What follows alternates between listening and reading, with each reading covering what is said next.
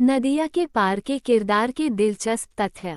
बात करें इस फिल्म के सबसे चर्चित किरदार नदिया के पार की नायिका गुंजा की, तो इस किरदार को निभाया था अभिनेत्री साधना सिंह जी ने। इस किरदार में साधना इस कदर घुल मिल गई थी, हर किसी को यही लगता था कि साधना की पृष्ठभूमि गांव से ही होगी। दोस्तों, आपको ताज्जुब होगा कि साधना एक पंजाबी शहरी परिवार से ताल्लुक़ रखती थी और ग्रामीण परिवेश से उनका कोई नाता नहीं था। हालांकि उन्होंने कभी एक्ट्रेस बनने का सोचा तक नहीं था, उन्हें संगीत में रुचि थी और उसी क्षेत्र में कुछ करना चाहती थी। दरअसल साधना की बहन राजश्री प्रोडक्शंस की फिल्म पायल की झनकार में काम कर रही थी और उस फिल्म की शूटिंग देखने के दौरान ही बड़जात्या फैमिली और गोविंद मुनिस जी की नज़र साधना पर पड़ गई और इस तरह उन्हें नदिया के पार फिल्म का ऑफर मिला और वे भी फिल्मों में आ गईं। इस फिल्म में साधना द्वारा निभाया गुंजा का किरदार ही आज भी साधना जी की पहचान है। इसी वजह से सोशल प्लेटफॉर्म पर भी उन्हें अपने ऑफिशियल पेज का नाम साधना सिंह गुंजा रखना पड़ा। गुंजा और चंदन के अलावा फिल्म नदिया के पार में एक और अहम किरदार था। वो किरदार था चंदन के बड़े भाई ओमकार का, जिसे अभिनेता इंदर ठाकुर ने निभाया था। दोस्तों, कम लोगों को ही पता होगा कि इंदर ठाकुर अपने ज़माने के मशहूर विलेन हीरालाल जी के बेटे थे और असल जिंदगी में वो सीधे साधे ग्रामीण लुक के ओमकार से बिल्कुल उलट थे। दरअसल इंदर ठाकुर एक फैशन डिज़ाइनर और मॉडल हुआ करते थे, साथ ही वे एयर इंडिया के अकाउंट्स डिपार्टमेंट में जॉब भी कर रहे थे।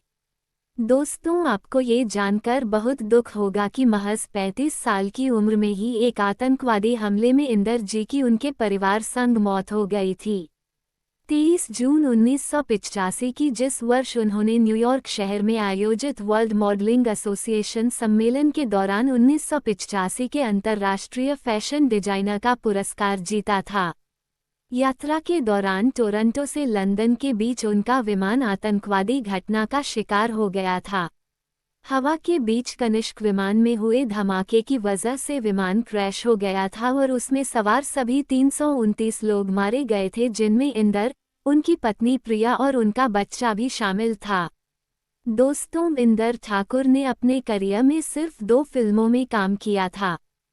फिल्म नदिया के पार के बाद वे वर्ष 1985 में रिलीज हुई फिल्म तुलसी में नजर आए थे और इस फिल्म में भी इंदर ठाकुर ने सचिन के भाई का रोल प्ले किया था और इस फिल्म में भी नायिका थी साधना सिंह। फिल्म में इन कलाकारों के अलावा चंदन के काका के रोल में राम मोहन, पड़ोस की काकी के रोल में लीला मिश्रा, वैद्य जी के रोल में विष्णु कुमार व्यास, चंदन की भाभी के रोल में मिताली और रज्जो के रोल में शीला डेविड जैसे ढेरों एक्टर्स ने अपनी शानदार एक्टिंग से फिल्म में जान डाल दी थी।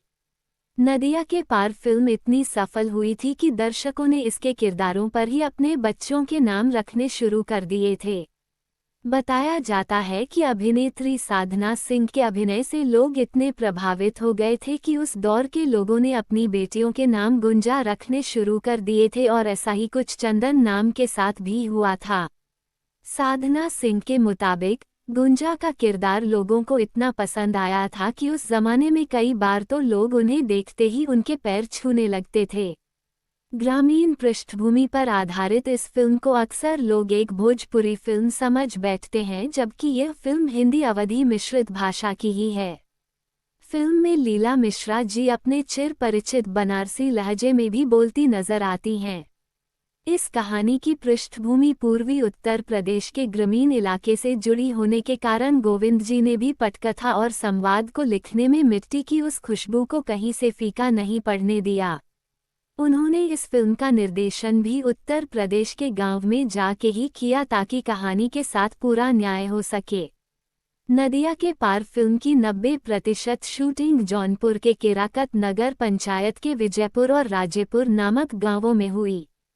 दोस्तों, जब फिल्म नदिया के पार की शूटिंग जौनपुर के गांव में हुई थी, तब वहां खास सुविधाएं तो दूर जरूरी सुविधाएं भी नहीं थीं।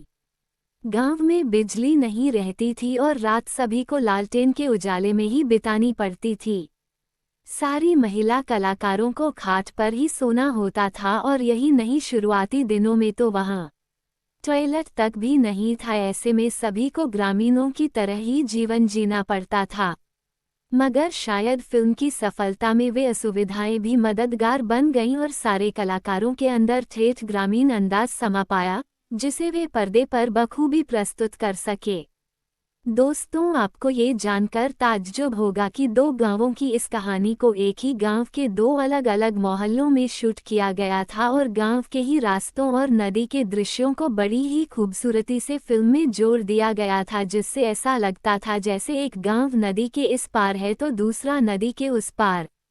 हम अपने नए दर्शकों को बता दें कि फिल्म के शूटिंग लोकेशंस पर नारद टीवी पर कई वीडियो पहले भी आ चुके हैं, जिनमें उन जगहों की पूरी जानकारी के साथ साथ स्थानीय लोगों से बातचीत और उनके अनुभवों को भी बताया गया है।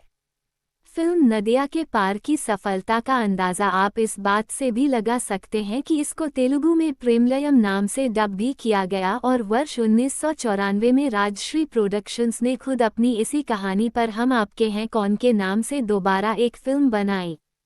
दर्शकों ने फिल्म के इस नवीन संस्करण को भी हाथों हाथ लिया। ये फिल्म भी सुपरहिट रही। दोस्तों, कम लोगों को ही पता होगा कि हम आपके हैं कौन टाइटल का जन्म भी फिल्म नदिया के पार में बोले गए एक संवाद से ही हुआ है। फिल्म के एक दृश्य में चंदन द्वारा गुंजा से पूछा गया सवाल, हम तुम्हारे हैं कौन, हर किसी को इतना पसंद आया था कि जब राजश्री वालों ने इस कहानी पे दोबारा फिल्म बनाई तो इसी संवाद को फिल्म का टाइटल बना दिया।